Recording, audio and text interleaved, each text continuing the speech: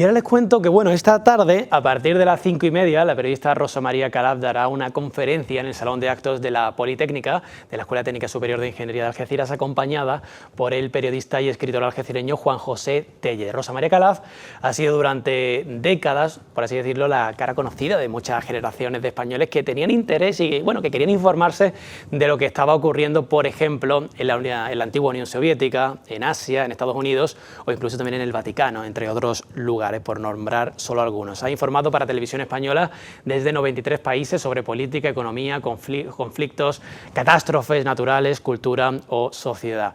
Pues Rosa María Calaf, muy buenas tardes, de verdad que es un honor tenerte hoy aquí. Sentada. Hola, no, que va un placer enorme estar aquí, no es la primera vez que vengo, así que ya sé que siempre me acogéis muy bien y bueno, y además estar con José Tellez esta tarde, pues cuando me lo propusieron, vamos, estuve francamente contenta, ¿no? Porque me parece que eso es lo que va a ser importante, ¿no? Que va a ser, no sé, una conversación mucho más rica gracias a él. Rosa, me gustaría comenzar esta entrevista por el principio de todo. ¿En qué momento muestras interés por ser periodista? ¿En qué momento decides que el periodismo puede ser a lo que te dediques luego en un futuro? La verdad es que es curioso porque yo primero hice Derecho porque lo que iba a hacer era carrera diplomática. Lo que sí tenía claro era que quería tener un tipo de trabajo que tuviera que ver con el exterior, ¿no? Estamos hablando de los años 60, yo empecé Derecho en el año 62. Y entonces cuando, bueno, ya en Derecho era muy activa, ya en el colegio era muy activa y era muy, me encantaba, por ejemplo, hacer los discursos de final de curso y todas esas cosas, me gustaba hablar, o sea, que toda la cuestión que entonces yo no sabía que era mediática, pero que iba por ahí, ¿no? Y entonces en un momento determinado ya pues empiezo por casualidad en Radio Barcelona con un programa universitario que hacían en los 60 y me doy cuenta ya enseguida de que el periodismo pues me va a permitir más, ¿no? Ese enlace, como te digo, con el exterior de una manera más fluida y posiblemente más libre, que menos jerarquizada que la carrera diplomática. Así que sin ningún tipo de antecedente familiar ni nada, pues ya decido cambiar.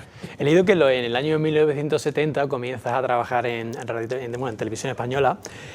¿Cómo fueron esos inicios? ¿Qué recuerdas de esa Televisión Española de 1970? Bueno, era una televisión muy artesana, ¿no? Porque realmente pues la tecnología, por supuesto, no era la que es ahora y desde luego éramos muy poca gente.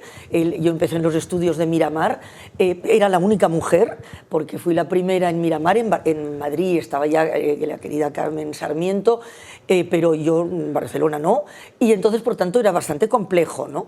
Era complejo técnicamente porque, bueno, pues tenías que, para llamar por teléfono desde cualquier lugar era un problema, ¿no?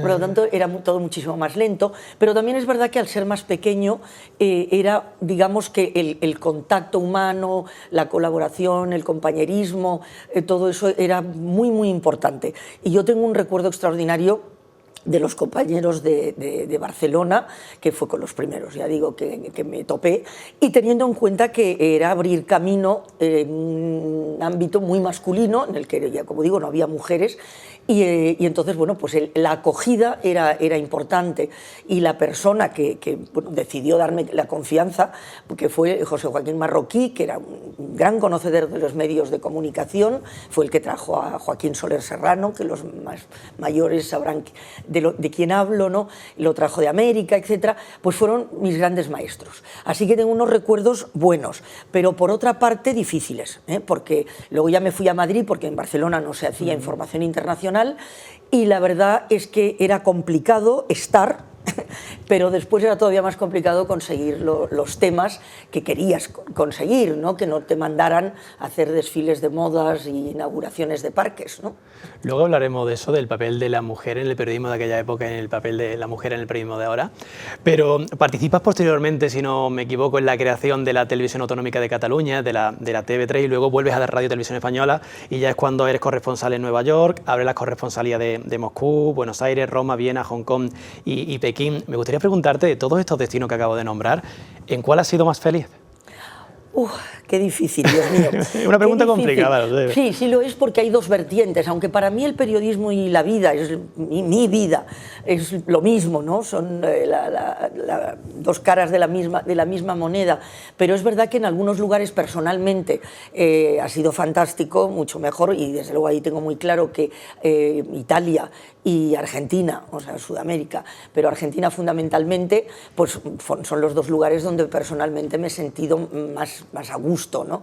Pero claro, profesionalmente, digamos, pues Italia, por ejemplo, también es un gran laboratorio político, o sea que lo que pasa en Italia normalmente después pasa afuera, pero luego, pues claro, como grandes acontecimientos, pues ha sido en otros lugares. Así que me es difícil, pero vamos, si tuviera que decirte uno, probablemente te diría Argentina. Argentina es un país que amo profundamente. ¿Por qué? Cuéntame. ¿Por qué? ¿Por qué Argentina? Porque, bueno, primero la gente, es una gente fantástica, ¿no? Siempre me sentía muy cómoda y muy querida, ¿no? Y luego, sobre todo, es una sociedad muy viva, tremendamente creativa, capaz de superar terribles, como sabemos, ¿no? Momentos. Es un país precioso.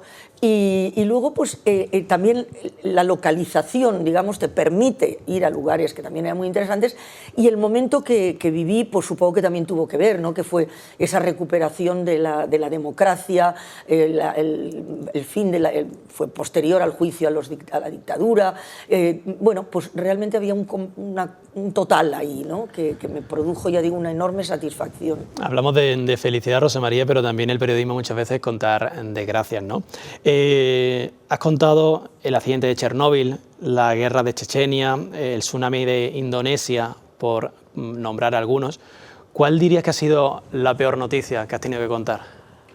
Probablemente, la verdad que el tsunami fue tremendo, porque el tsunami de Indonesia del 2004 era el enfrentarte a la devastación más absoluta, ¿no? Porque los terremotos, que ya había cubierto también, los conflictos, obviamente causan destrucción y pérdida de vidas, sin ninguna duda, ¿no? Pero bueno, no es total, ¿no? Pero el tsunami sí lo fue. O sea, era una franja de terreno de 3-4 kilómetros en lo que no quedó nada, ¿no? Es decir, que los pueblos, por ejemplo, no solo estaban derruidas, pero en un terremoto hay unas casas que se caen, otras que no, etc. En el tsunami no, todo estaba absolutamente destruido y además desplazado de sus lugares. Con lo cual quiere decir que incluso los supervivientes también. Y días después te seguías encontrando personas por los caminos, o sea, que te dabas cuenta que no sabían ni siquiera dónde iban, con fotografías, preguntándote si habías visto a esas personas, porque eran familiares de los que nunca más habían vuelto a saber nada, ni sabían dónde buscarlos, ¿no? Y entonces, humanamente, era algo tremendo. Y luego, claro, cuando constatas que no hay ningún tipo de protección civil que esté organizada, cuando es claramente, pues son países, porque como sabes fueron varios países, a los que, bueno, no les importa, tienen unos gobernantes a los que su gente no les importa, ¿no? Y por tanto, pues no hay nada previsto y siempre, evidentemente, las víctimas son los más vulnerables, ¿no? Y los que ya vivían mal y entonces a partir de ahí, pues viven todavía peor.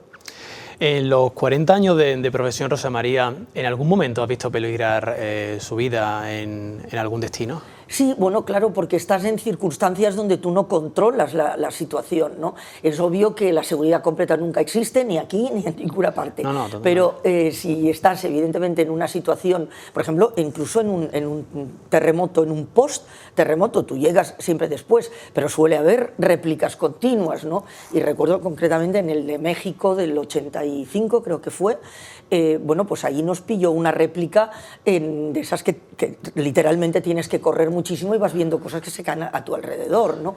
Como esa sensación, es decir... En ese momento, la verdad que lo que intentas claramente es sobrevivir, salvarte, o sea, es después cuando lo piensas, ¿no? Y luego en situaciones de conflicto, que yo siempre puntualizo, que muchas veces, bueno, continuamente se me ponen foros de corresponsales de guerra, ¿no?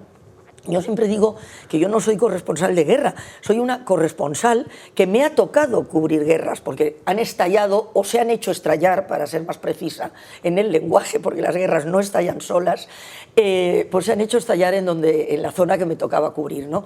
En algunos de esos conflictos, pues en Timor, por ejemplo, oriental, una isla en el sur de Indonesia, que hubo unos conflictos a finales de los 90, fue el primer país que logró la independencia en el nuevo milenio, ¿no? En el año 2000, y ahí hubo previamente mucha violencia y efectivamente ahí hubo momentos muy tensos, o sea, en los que no veías nada claro que fueras a salir, ¿no? Pero ya digo, eso, bueno, tú vas ahí porque quieres, y yo creo que eso no hay que darle demasiada importancia, o sea, forma parte de tu oficio, sabes que está ahí, no debería ser, deberíamos estar, por supuesto, más respetados los periodistas, pero como deberían estarlo todas las personas, o sea, no solo los periodistas. Que ¿no? si vas a un sitio de un conflicto, al fin y al cabo, un ya escenario lo sabes. Lo tremendo son para los periodistas locales y la población local, porque tú al fin y al cabo vas porque quieres y normalmente te vas... Y asumes las consecuencias. Asumes las consecuencias y te vas, ¿no? Pero ellos no, ellos están ahí, no pueden irse y se tienen que quedar. Y la prensa local en esos lugares sufre muchísimo porque suele ser un objetivo y para nosotros, que es una ayuda extraordinaria cuando estamos trabajando fuera, bueno, es un motivo de gran preocupación y de mucha ansiedad. ¿Crees que los medios de comunicación españoles actualmente están haciendo una buena información internacional? Bueno, en general hay de todo, como en todas partes, ¿no? No hay medios que sí la hacen bien y otros que no la hacen nada bien, pero eso ya no es una cuestión de que aquí o allá, en todas partes, o sea, realmente es un fenómeno muy generalizado, porque siempre hay buen y mal periodismo en todas partes y en todas las épocas. Lo que quizá aquí hay una característica, y hay un estudio de la agencia Reuters y la Universidad de Oxford de hace unos años, que hay un periodismo o unos medios que están muy sesgados, es decir, que son muy periodismo de trinchera, ¿no? Que responden mucho determinados intereses. Y era de los países europeos estudiados, porque en todas partes ocurre, era probablemente, era sin duda el que dio peor resultado en ese sentido, ¿no? En cuanto a la independencia. También por la escalada de extremismos que hemos tenido en los últimos años en nuestro país. Pues sí. Y entonces hay ahí esa contraposición, ¿no? Entre un periodismo excelente y realmente pues unos periodistas haciendo unos trabajos magníficos en el interior y en el exterior, pero luego esa tendencia, ¿no?, al blanco y negro, que por otra parte forma parte también, vale la redundancia, de nuestra idiosincrasia. Somos un país de blancos y negros, ¿no? No sabemos consensuar y siempre pues o estás conmigo o estás contra mí, y eso es un mal consejero para la construcción de una sociedad justa, ¿no? Sí, la verdad que aquí en España o somos de la COPE o somos de la SER, somos del Barcelona o del Real Madrid. No somos término medio. No somos término medio y además ferozmente, ¿no?, y en posesión de la verdad y con muy poca gana de escuchar al otro, ¿no? Y eso, pues claro, evidentemente se refleja también en el periodismo. Rosa María, en el grado de periodismo teníamos una profesora que decía que la profesión de corresponsal se iba a extinguir. Al fin y al cabo se iba a extinguir por lo mal pagado que estaba, ¿no? Porque en la gran mayoría de ocasiones, cuando empezamos la carrera de periodismo, la figura del corresponsal, el corresponsal de guerra también, obviamente, lo tenemos como idealizado, ¿no? Es como todo el mundo queremos ser corresponsal de guerra, irnos allí y contar lo que está sufriendo, pues al fin y al cabo, una sociedad determinada.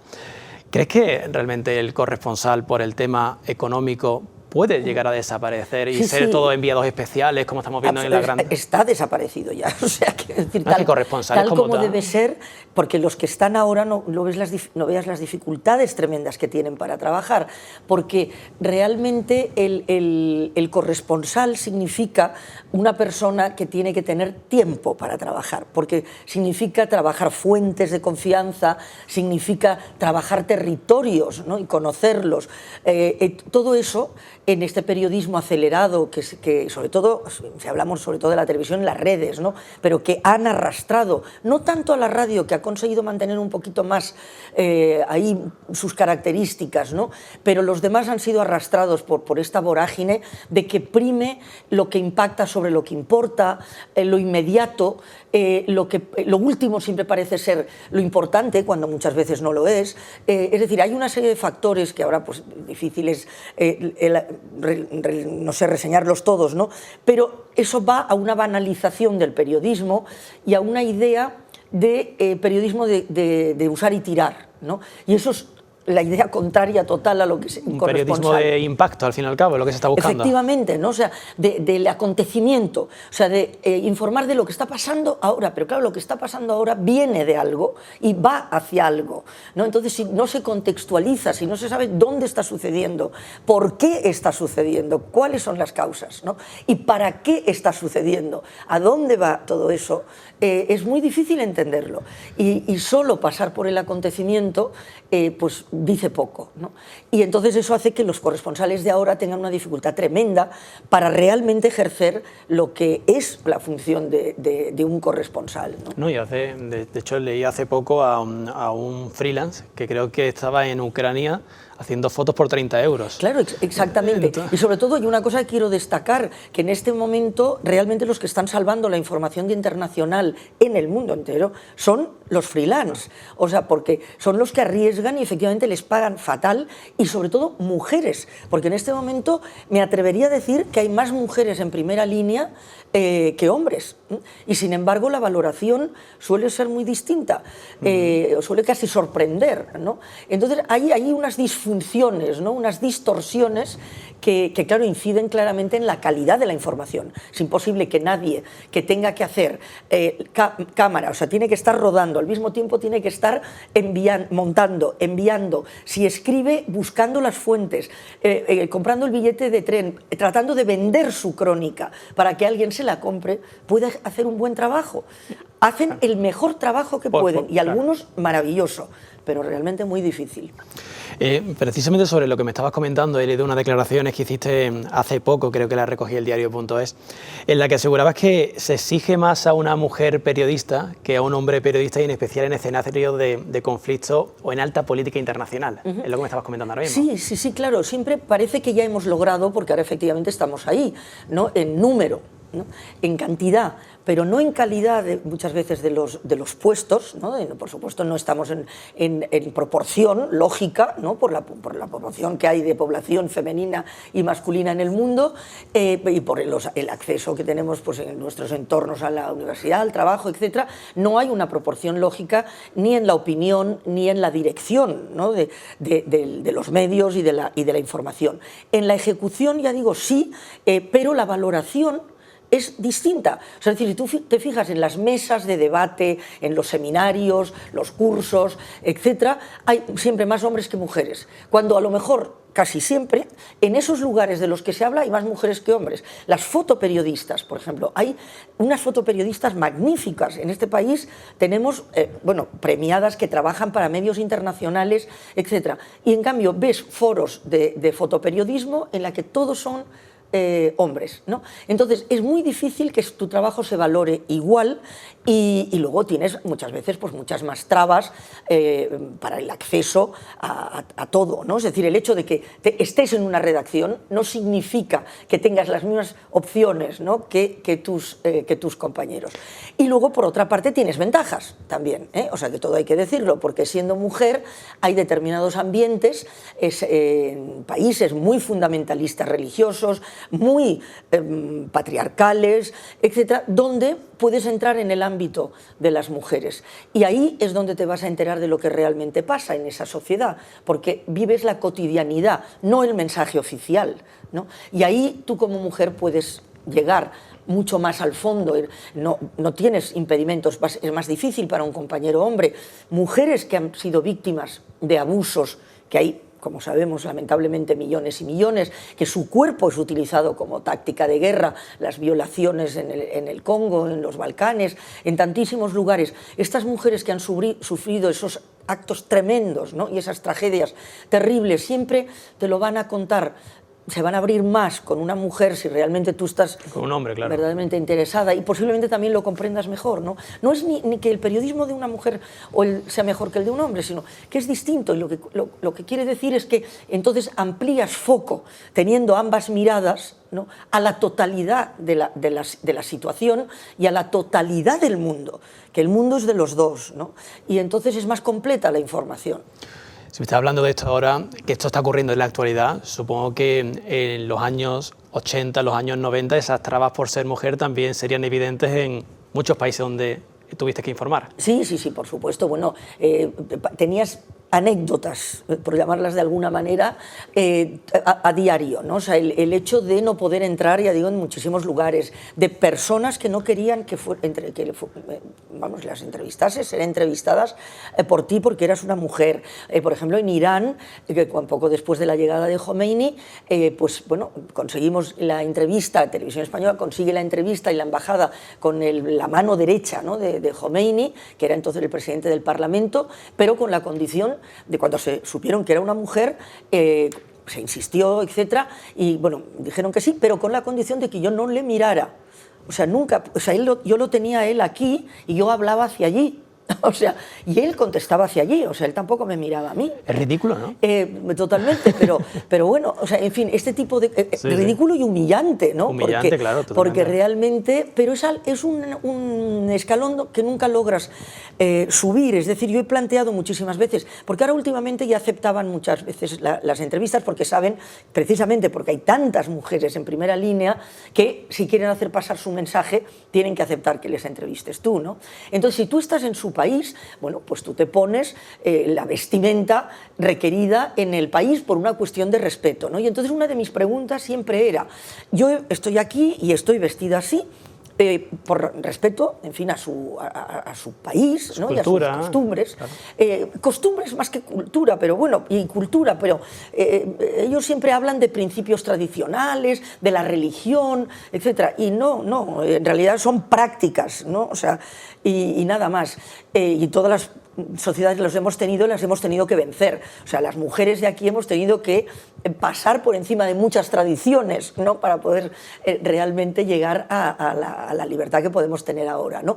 Y entonces, cuando preguntas eso y les preguntas por qué ellos no hacen lo mismo cuando vienen a tu país, te dicen eso, no, es que para nosotros es fundamental, ¿no?, ese mantenimiento del recato y la modestia en las mujeres y el no tener un contacto y tal y cual. Entonces yo siempre les digo, sí, pero es que para nosotros es fundamental lo contrario.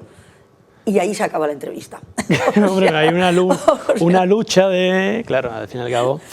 Volviendo a España, Rosa María, le escuchaba también en una entrevista decir que ser críticos con la información nos convierte en ciudadanos libres, ¿no? En cambio, hace unos meses leía un libro al director de David Jiménez, que fue director del diario El Mundo, que decía que a día de hoy en España no había medios de comunicación libres. Sí, creo que tiene razón. Sí, si entendemos por libertad, la libertad es una palabra muy grande, ¿no? O sea, es decir, la libertad con mayúscula, hay mucho que discutir y bueno, pues fíjese, hay polémicas, en fin, en la academia y en las academias del mundo sobre eso, ¿no? Pero si nos referimos a la libertad habitual, ¿no?, que puedes tener, que se puede alcanzar, ¿no?, lo que consideramos sociedades libres en este mundo, ¿no?, las sociedades democráticas con calidad democrática, realmente es muy difícil decir que aquí hay medios libres. Es decir, los hay aquellos que ahora, sobre todo en Internet, consiguen una financiación por parte de los suscriptores, es decir, que no están sujetos a ningún tipo de peaje. No, la publicidad institucional. Y la publicidad, exacto, publicidad institucional o publicidad incluso de no empresas, institucional, de empresas.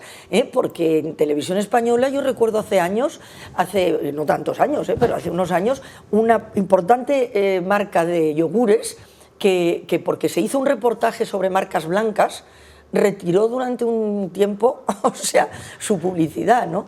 Entonces, hay una serie de presiones económicas y políticas, y ahora yo te diría que más económicas que políticas, ¿eh?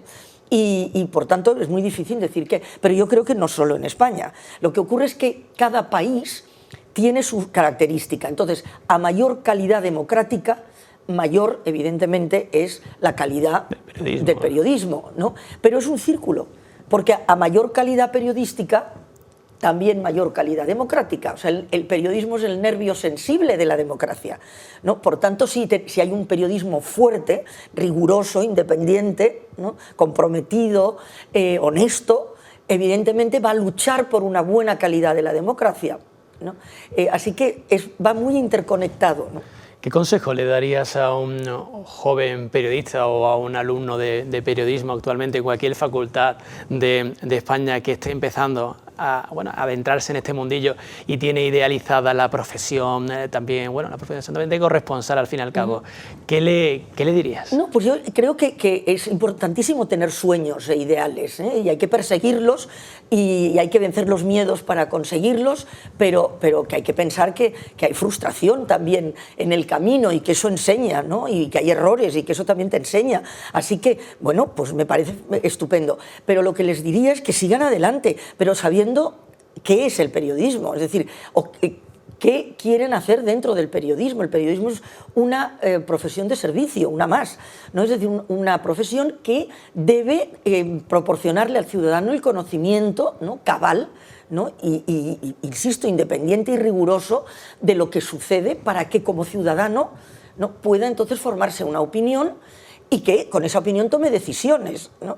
Por tanto, es muy serio lo que tienes en la mano, es un bien muy frágil, que es la información, pero extraordinariamente necesario. Sabiendo que esto es así, o sea, que es una profesión de compromiso, una profesión de sacrificio, que si lo que quiere son, en fin, grandes reconocimientos, grandes éxitos, mucho dinero, todo eso que se olvide, o sea, porque eso generalmente no va de la mano del buen periodismo. Totalmente, totalmente.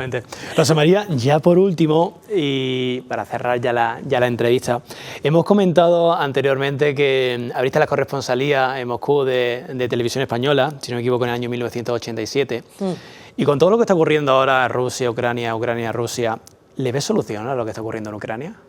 Bueno, solución buena no, realmente, ¿no? Porque este tipo cuando se llega a estos extremos, ¿no? Ya de tensión, etcétera, es muy difícil. A ver, a largo plazo sí, pero las guerras siempre son un mal negocio para todo el mundo y nunca gana nadie. O sea, que eso es algo que parece mentira que el ser humano todavía no haya comprendido, ¿no?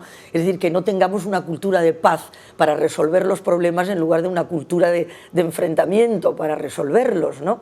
Pero es que hay detrás muchos intereses y esa sería la segunda parte. Es decir, es esencial que sepamos siempre cuando sucede algo, sea lo que sea. Esto es una máxima jurídica, ¿eh? Además, hay dos principios, es decir, ¿a quién le beneficia eso que sucede, ¿no? Sea un delito o sea una guerra, o cuando te quieren vender algo. Sí, sí. Y entonces, bueno, pues ahí hay que ir mucho más allá del relato plano, otra vez en blanco y negro, de buenos y malos, ¿no? Ni todos son tan buenos ni todos son tan malos. Está claro que hay un responsable concreto de esta invasión y de lo que está sucediendo, la tragedia terrible que están viviendo los ucranianos, que en este momento que es Putin y evidentemente su entorno, pero evidentemente Putin y su entorno solo existen en función de que hay otros entornos, ¿no? Que tienen también sus intereses ahí y que los están jugando, ¿no? Y entonces eso es algo que conviene que el ciudadano no se quede solo con el mensaje fácil, ¿no? Tenemos que, estos son los malos y hay que, bueno, un momento, ¿no? O sea, hay que ver, porque en todo esto, pues ya digo, Europa está siendo tremendamente perjudicada, o sea, que decir, no le beneficia, o sea, si vamos a una cuestión puramente de beneficios y sin embargo estamos ahí. Entonces la solución llegará un momento en que evidentemente acabará el conflicto abierto, pero lo que son las posguerras, bueno, pues este país sabemos mucho de eso, ¿eh? O sea, que parece mentira que no nos acordemos, ¿no? De lo terribles que son las posguerras y lo difícil que es reconciliar, ¿no? Cuando se ha llegado a unas aberraciones de desprecio, o sea, por los seres humanos tan tremendas, ¿no? Y eso es lo que va a ocurrir en Ucrania, que en el futuro inmediato no parece que vaya a haber un alto el fuego viable y que permita tranquilizarse. Y además no solo esto, sino que claramente esto forma parte, ¿no? de probablemente pues todo un entorno que es muy peligroso en este momento y que puede ir más más allá, ¿no? O sea, que puede ir a un enfrentamiento mucho más global, hay movimientos en el Pacífico, ahora como bien sabemos. Esperemos que no llegue. Esperemos que no llegue. Cuando ves a compañeros en Ucrania transmitiendo lo que está ocurriendo allí, contando lo que está ocurriendo, las penurias que está pasando la ciudadanía, la sociedad civil, ¿no le entran ganillas de volver al oficio? No, la verdad es que no, porque yo creo que, bueno, en todo en la vida, ¿no? Todo tiene su momento, ¿no? Y yo estoy ahora ya en otro momento, ¿no? Y realmente yo nunca he sido nostálgica, o sea, creo que un exceso de nostalgia es malísimo y que realmente lo que te hace progresar y estar feliz, ¿no? Es precisamente, ¿no?, enlazar el pasado, es decir, a beneficio de inventario, todo lo que has aprendido, por lo que tienes por delante por hacer, ¿no? Y como sigo teniendo la misma curiosidad que cuando empecé periodismo, por eso os digo a los que empiezan que no la pierdan y que sigan ahí persiguiéndola, porque ya digo, yo ya llevo, pues fíjate los años, y sigo igual viajando muchísimo, y ahora no en la primera línea, es decir, que ahí ya no querría estar, pero sí en la primera línea de la defensa del periodismo, ¿no? Y es otra primera línea. Rosa María Calaf, de verdad que ha sido un placer tenerla aquí hoy en los estudios de Onda Algeciras Televisión, un placer. Gracias, gracias a vosotros. Pues señores, vamos a hacer una pequeñísima pausa de publicidad y volvemos enseguida con más noticias. Hasta ahora.